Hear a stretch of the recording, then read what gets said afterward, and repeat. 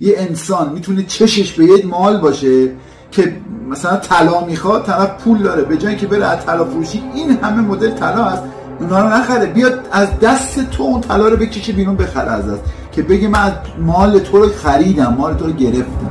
گذاشته بیارن یک تا تو رو بیاره اینجا.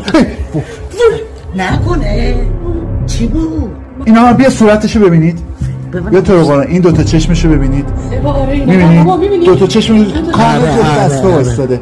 ببخشید مثلا بعضی موقع یه مدت خواب می‌دیدم که رابطه مثلا رابطه با کسایی که نزدیکم هستن، با محارم. بله. فهمیدم. شدم مادر میشست روم، یه پاش این ور یه پاش اون ور، دم گوش من فقط لا اله الا الله میگفت. من بدتر میشدم، یعنی زمانی که این کارو میکردن من بدتر میشدم. موکلی که ببخشید مجبورم بگم در حدی که احساس میکردم یهو